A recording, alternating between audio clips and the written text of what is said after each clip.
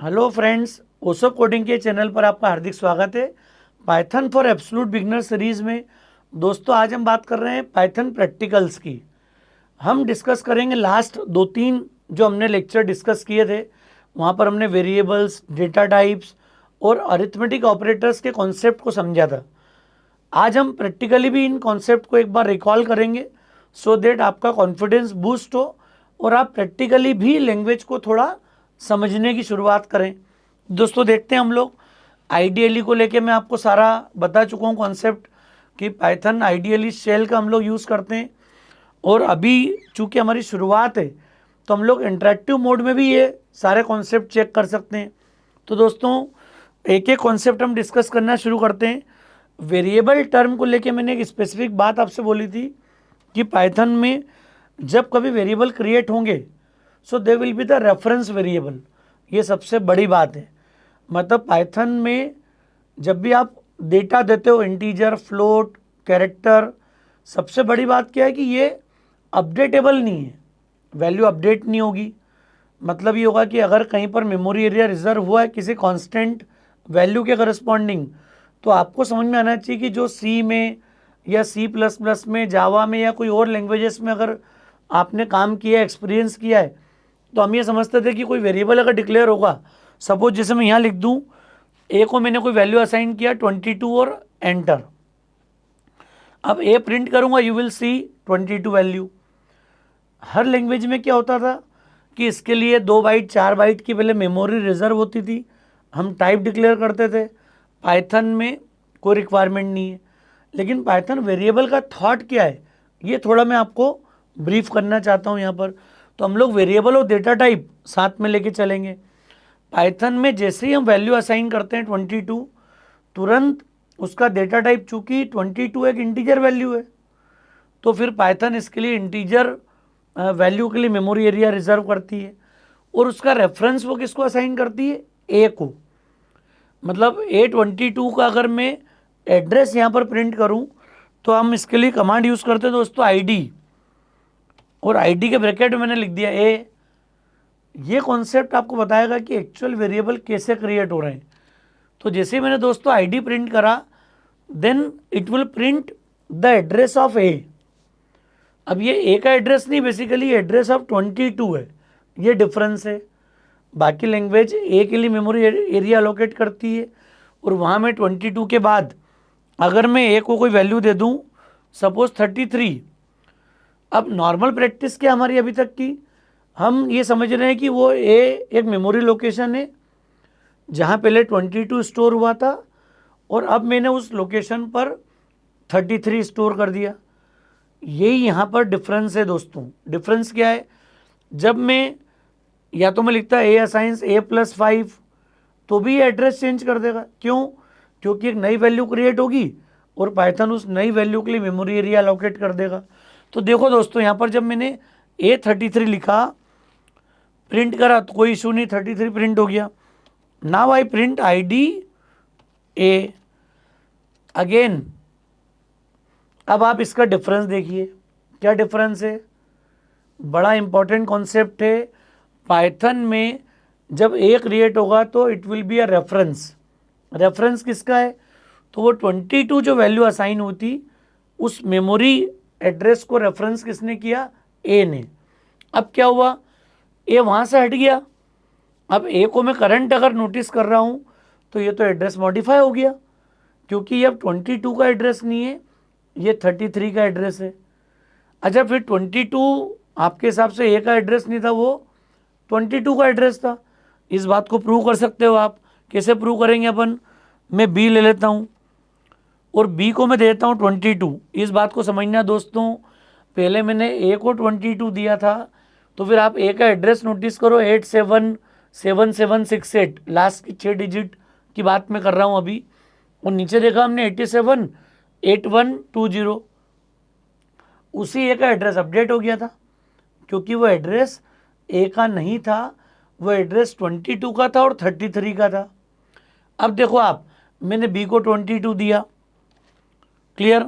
अब अगर मैं आईडी ऑफ बी निकालूंगा तो फिर ये कैसा आना चाहिए, जो प्रीवियस हमारा आईडी था ये 77768, जो एड्रेस मेरे पास था ये एड्रेस अब बी का आना चाहिए। क्यों? क्योंकि हमने बोला ये ए और बी के एड्रेसेस नहीं है, ये किसका एड्रेस है? वैल्यू का। उस वैल्यू को जो कांस्टेंट वैल्यू हमने स्टोर की पाइथन ने। अब देखो आप, ये आपके सामने प्रूफ हो गया कि जब मैंने आईडी ऑफ ए प्रिंट किया था 22 के केस में, देन डेट वॉज 77768, और नीचे भी लास्ट में देखो आप 77768। क्यों? अब ये बी का एड्रेस हो गया, वही प्रोग्राम कंटिन्यू है। लेकिन पाइथन ने क्या किया? पाइथन ने ए और बी को एड्रेस अलोकेट नहीं किए। पाइथन हर कांस्टेंट वैल्यू के लिए एक एड्रेस अलोकेट करेगी, फिर जो रेफरेंस वेरिएबल, जो वेरिएबल उस वैल्यू को रेफर करेगा उसका वही एड्रेस हो जाएगा। मतलब ये हो गया कि अब ये 22 अगर मैं सी को दे दूं, समझना आप, मैं डी को भी 22 दे दूं, तो यहाँ से क्या बात समझ में आ गई कि 22 ए की वैल्यू है। अब अगर मैं आईडी ऑफ बी प्रिंट करूं तो भी आपको 777 दिख रहा है, मैं आईडी ऑफ डी प्रिंट कर दूं तो भी आपको 77768 दिख रहा है। मतलब बात समझ रहे हैं आप क्या है? 22 एक वैल्यू है, कांस्टेंट वैल्यू है, जिसको पाइथन ने मेमोरी अलोकेट करी। अब जब बी ने उसको रेफर किया, पहले ए ने किया था शुरुआत में, फिर ए ने 33 को होल्ड कर लिया। जब ए ने 33 को होल्ड किया तो आप देखो ये 78120 वाली वैल्यू आ गई, एड्रेस आ गया उसका। बाद में मैंने उस 22 को बी को दिया तो बी में 77768 मिला आपको एड्रेस। सी और डी को भी 22 दिया, मतलब एक value, and now we have multiple references. B, C and D are the 3 references for value 22।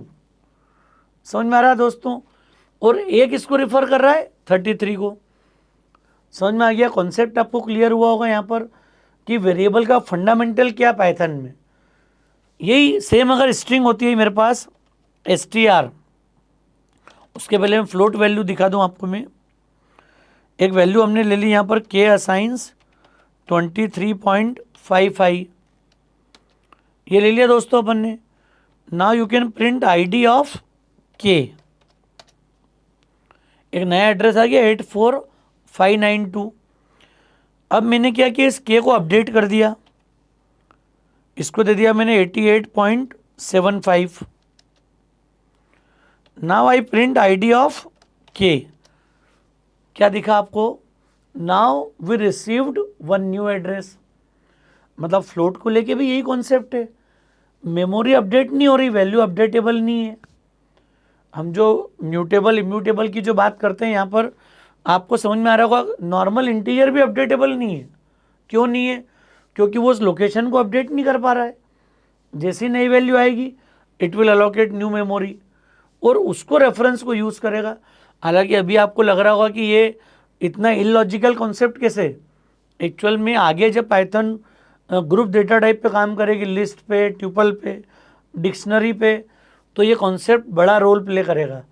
एक डेटा सेट को जहाँ भी आप यूज़ करोगे फिर उसकी मल्टीपल कॉपी क्रिएट नहीं करेंगे, क्योंकि बड़ी क्वांटिटी में डेटा तो उन्हीं डेटा टाइप के साथ रिजर्व होगा। नॉर्मल इंटीजर, कैरेक्टर, फ्लोट तो हमेशा टेम्परेरी डिक्लेयर होंगे, लोकल वेरिएबल के रूप में डिक्लेयर होंगे। तो बहुत दूर की सोच के पाइथन ने इस कॉन्सेप्ट को इम्प्लीमेंट किया है, ताकि जब आप ग्रुप डेटा टाइप पे फ्यूचर में काम करोगे और आप देखोगे कि दे आर अपडेटेबल, लिस्ट बनाऊंगा मैं उसकी एक वैल्यू फिक्स है, एक एड्रेस फिक्स है, बट आई कैन अपडेट, उसका डेटा मैं अपडेट कर पाऊंगा। ये खूबसूरती पाइथन आपको प्रोवाइड करेगी आगे जब हम कॉम्प्लेक्स डेटा टाइप को भी हैंडल करेंगे। तो दोस्तों मुझे उम्मीद है फ्लोट वैल्यू के साथ भी आपको थोड़ा कॉन्सेप्ट समझ में आ गया। अगर कोई स्ट्रिंग देता मैं यहाँ पर ओसोप एंटर और ID of str, data type है हमारा, इसका एड्रेस आ गया 05744। मैं लास्ट की 4-5 डिजिट की बात कर रहा हूँ, यू कैन रीड डायरेक्टली। अब अगर मैं str को डेटा अपडेट कर दूँ और बोल दूँ coding is my new string, now I can check ID of str, now you will see one new address. मतलब ये str का एड्रेस फिक्स नहीं है, OSOP will have one new address and then coding again will have new address। अब same में एक S1 string ले लूँ और उसको क्या दे दूँ यहाँ पर str, समझना आप। अब ID ऑफ S1 मांगूंगा मैं यहाँ पर, सेम मिलेगा, देखो आप लास्ट की 06576। तो दोस्तों बेसिक डिफरेंस आपको समझ में आ रहा होगा यहाँ पर कि जब हम डेटा फर्स्ट टाइम स्टोर करते हैं तो इमीडिएट पाइथन उसके लिए मेमोरी एरिया अलोकेट कर देती है, और जितने भी वेरिएबल के नाम हम लोग यूज़ करते हैं they will work as a reference variable. तो आईडी कमांड का यूज़ आपको अच्छे से क्लियर हो गया होगा कि पाइथन में आईडी का रोल कब होता है, जिससे हम वेरिएबल्स के एड्रेस को आइडेंटिफाई कर सकते हैं, पता कर सकते हैं यहाँ पर। तो ये पाइथन का बेसिक रोल है। अब यहाँ से आपको डेटा टाइप की भी क्लियरिटी हो रही होगी कि मैं जिस टाइप की वैल्यू असाइन करूँगा उसी टाइप हम लोग देखेंगे, उसी टाइप के कॉन्सेप्ट के साथ हमारा वर्किंग होगा यहाँ पर, सेम तरीके से हम लोग काम करेंगे। तो अब हम इसके डेटा टाइप को भी फोकस करेंगे यहाँ पर कि जब ए की वैल्यू लेने की बात करते हैं हम यहाँ पर ए असाइंस, जैसे हमने लिया था कुछ 55, अब आप प्रिंट यूज़ करो या डायरेक्ट वेरिएबल प्रिंट कर दो, एक ही बात है, ये देख चुके हैं अपन। Now I can print type of a. तो दोस्तों टाइप कमांड डिफाइन करता है डेटा टाइप को। आप देखो यहाँ पर क्या प्रिंट हुआ, क्लास इंट, ये हम लोग कवर कर चुके हैं हमारे क्लासरूम लेक्चर में। आपको याद होगा जो हमने इसके एक दो लेक्चर पहले हमने वेरिएबल और डेटा टाइप को समझा था। तो चूंकि वेरिएबल का मेमोरी का कॉन्सेप्ट आपको क्लियर हो गया है अब कि पाइथन में सारे वेरिएबल जो होंगे वो रेफरेंस वेरिएबल होंगे। लैंग्वेज जैसे ही डेटा असाइन करती है, जैसे आप वैल्यू दोगे कुछ पाइथन वेरिएबल्स के लिए, तो आप एक चीज़ नोटिस करते हो कि तुरंत पाइथन उसका डेटा टाइप आइडेंटिफाई करती है और अकॉर्डिंगली फिर मेमोरी एरिया क्रिएट करती हो। और टाइप पता करने का तरीका क्या हो गया, आप टाइप और ब्रैकेट में वेरिएबल का नाम लिख दो या वैल्यू दे दो डायरेक्ट। यही अगर मैं लिख दूंगा यहाँ पर के असाइंस 44.77, और अगर आप प्रिंट करना चाहते हो, आपको याद होगा हमको प्रिंट लगाना नहीं पड़ता है यहाँ पर बार बार, सिंपल टाइप फंक्शन हम लोग कॉल करेंगे। And you can see class int, class float, ये बात हम कर चुके हैं। पाइथन में integer, float, clear, string, Boolean, complex, ये सारे जो केसेस हैं आपको, ये सारे अलग अलग डेटा टाइप को डिफाइन करते हैं। अभी मैंने बताया था आपको कि हमने क्लासिफिकेशन तो पढ़ा था, लिस्ट, ट्यूपल, डिक्शनरी, इनका भी यूज़ करेंगे, सेट, लेकिन वो सब हम बाद में पढ़ेंगे प्रैक्टिकली। अभी हम बेसिक डेटा टाइप को, कॉन्सेप्ट को समझेंगे ताकि हमारा फॉर्मल प्रोग्रामिंग की शुरुआत हो जाए। तो ये आपको क्लैरिटी होगी, प्रैक्टिकली आप इंटरेक्टिव कमांड मोड में ही सारा काम कर सकते हो यहाँ पर। तो इंटरेक्टिव मोड का फ़ायदा समझ में आ रहा है, फॉर्मली मुझे प्रिंट भी लिखना नहीं पड़ा अभी यहाँ पर। यही आप जब स्क्रिप्ट मोड में जाओगे तो आपको प्रॉपर प्रिंट के साथ लिखना पड़ेगा टाइप के। ये एडवांटेज आपके साथ में है। अलग अलग वैल्यू का इंटीजर ले लिया, फ्लोट ले लिया हमने, आपने स्ट्रिंग डिफाइन कर दिया कोडिंग, और अब हमने दे दिया टाइप str। तो ये क्लास str, क्लास का नाम भी str है। हमने लकीली वेरिएबल को भी str यूज़ कर लिया, दैट इज़ ऑल्सो अलाउड। हम s1, s2, str1, str2 इस टाइप के वेरिएबल ले सकते हैं यहाँ पर। That is group of characters, simply characters की ग्रुपिंग कर दें हम लोग यहाँ पर। तो आपको क्लियर होगा दोस्तों, समझ में आ रहा है कॉन्सेप्ट। ऐसे ही हम बुलियन भी ले सकते थे यहाँ पर। तो मैंने एक फ्लैग वाला वेरिएबल ले लिया और इसको एक वैल्यू दे दी ट्रू। तो ट्रू एक कांस्टेंट है। जब इसका टाइप आप देने जाओगे एंड हमने कॉल कर लिया ब्रैकेट में flag, then you will see the class bool. Bool class में दो पॉसिबल वैल्यूज़ होती हैं, फॉल्स और ट्रू। तो यहाँ पर ट्रू मैंने कांस्टेंट ले लिया है। सिमिलर फॉल्स भी होता है एफ कैपिटल यूज़ करके, दैट इज़ बुलियन कांस्टेंट्स। तो बुलियन डेटा टाइप, उसके लिए कीवर्ड पाइथन यूज़ करती बुल। पर प्रोग्रामर को ये फ्रीडम है कि जब आप डेटा असाइन करते हो तो आपको मेमोरी एरिया डिक्लेयर करने की नीड नहीं है। ये सारा टाइप, मेमोरी, सारे कॉन्सेप्ट पाइथन खुद से ऑटोमेटिकली इम्प्लीमेंट करती है। ये पाइथन का एडवांटेज है अपने को। समझ में आ रहा है दोस्तों कॉन्सेप्ट क्या है। ऐसे ही अपन कॉम्प्लेक्स नंबर भी देख सकते हैं। c इक्वल टू हमने एक वैल्यू दे दी यहाँ पर 2 + 4J। अब अगर मैं इसका टाइप निकाल लूँ यहाँ पर, टाइप ऑफ C, तो आपको दिख जाएगी इसके लिए क्लास होती है कॉम्प्लेक्स नंबर। तो complex number, Boolean, string, float, integer, ये सब बेसिक क्लासेस है हमारे लिए।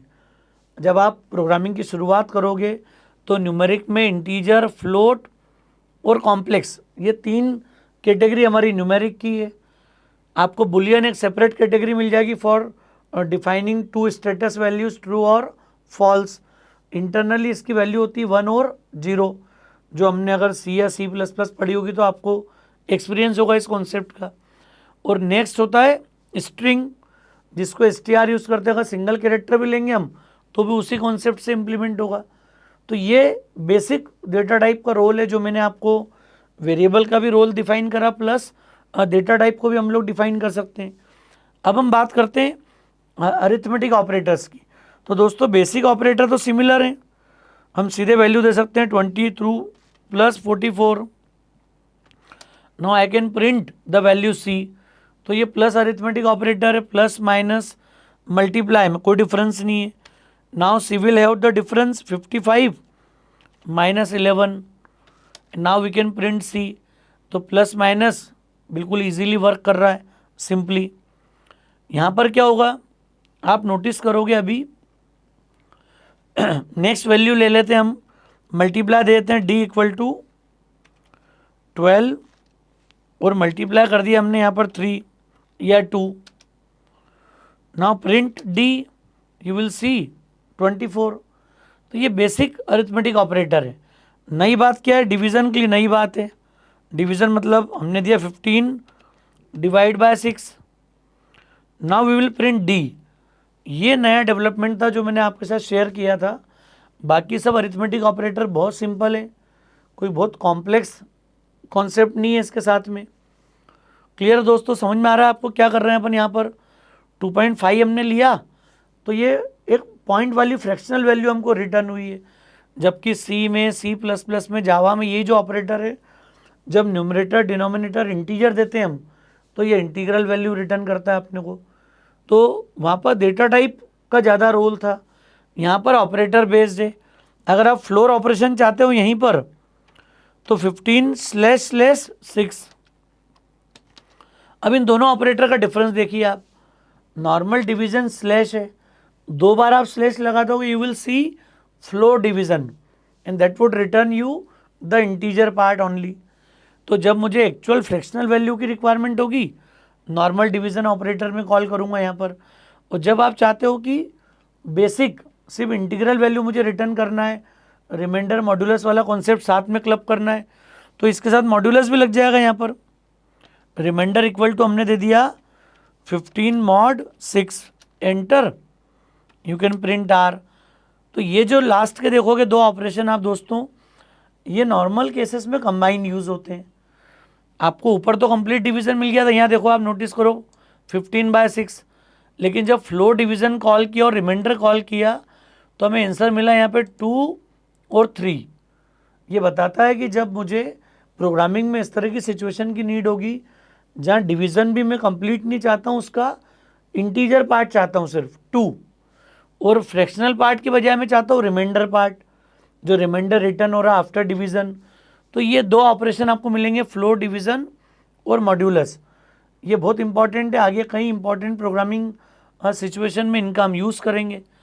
अब दोस्तों बचता एक ही ऑपरेटर है यहाँ पर, दैट इज़ पावर। तो पावर को आप कैलकुलेट कर सकते हो, D असाइंस 2, और 2 बार अगर मैं स्टार अप्लाई कर दूंगा यहाँ पर और लिख दिया मैंने 6, तो 2 to the power 6 मतलब 64 हो गया ये, तो इट विल रिटर्न 64। तो दोस्तों इन ऑल आपको क्लियर हुआ होगा कि पावर ऑपरेटर का रोल क्या है। सारे अरिथमेटिक ऑपरेटर्स को हमने चला के देख लिया है। अब आज इस लेक्चर में हमने सबसे पहले वेरिएबल्स को समझा है, रेफरेंस वेरिएबल को लाइव देखा, किस तरीके से वैल्यू के एड्रेसेस डिफाइन होते हैं। फिर हमने डेटा टाइप के कॉन्सेप्ट को समझा, टाइप फंक्शन किस तरीके से हमें डेटा टाइप क्लियर करता है, किस तरीके से बताता है, ये आज आपको अच्छे से क्लियर हो गया होगा। अब हमने बात की यहाँ पर अरिथमेटिक ऑपरेटर्स की। क्लियर, मुझे उम्मीद है दोस्तों लेक्चर आपको ठीक लगा होगा। लेक्चर ठीक लगा हो तो अपने फ्रेंड्स के बीच में ज़रूर शेयर कीजिएगा। ओसोप कोडिंग को अगर आपने सब्सक्राइब नहीं किया हो तो याद से आप चैनल को सब्सक्राइब जरूर करें। Thanks a lot.